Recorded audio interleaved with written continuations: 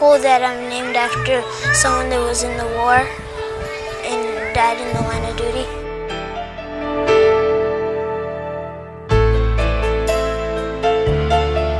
Named after his great-uncle, James Jimmy LaBarber, a soldier from Stockton who died from injuries suffered in combat in Vietnam in 1967. I was named after my uncle.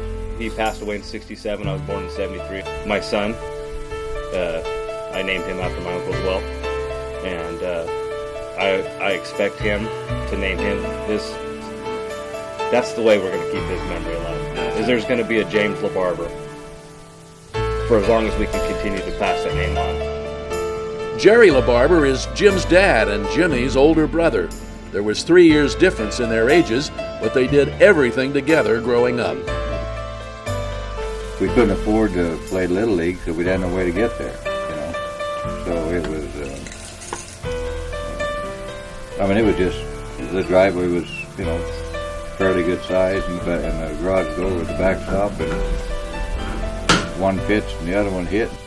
We'd go out and hunt, and we had 80 acres of empty ground behind us till we hit the railroad tracks, you know. But you could hunt all day long. How old were you in these days? And,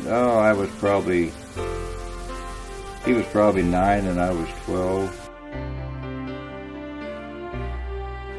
They mowed lawns together too and split the maybe $3 they'd get for a job. But sometimes when food was short in the house, they'd give most to their mom. Fast forward a few years, both are grown up and both are drafted into the Army. Jerry went to Vietnam himself, but was home and out of the service when Jimmy was inducted.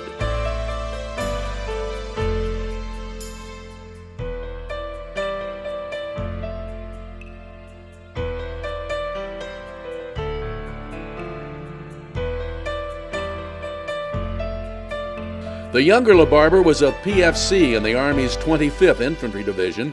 Just 21 years old, he'd been in Vietnam about 3 months when he suffered serious head wounds in a battle in Tay Ninh province that claimed the lives of all but one member of his platoon. At first, the family didn't know how bad his injuries were when he was evacuated first to Germany, then to New York, where he died on February 21st, 1967, 2 weeks after he'd been wounded.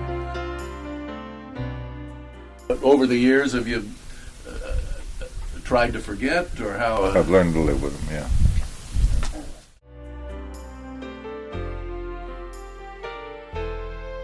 It's been 48 years, but Jerry is still trying to come to grips with his brother's death. He has visited his grave in Lodi, but hasn't been to the memorial in downtown Stockton to see Jimmy's name on it. He says he's just not ready for that. You don't know what the future is going to bring, but you can't relive the past. That what happened.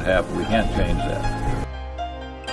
With some prompting from son Jim, Jerry thought for a moment what could have happened if Jimmy had survived his wounds. We had some hot rods back then. These guys could have been, oh man, they could have done wonders. Yeah. This town would have never been the same. Yeah, there was so much stuff that they could have done mechanically wise that, it just blows my mind.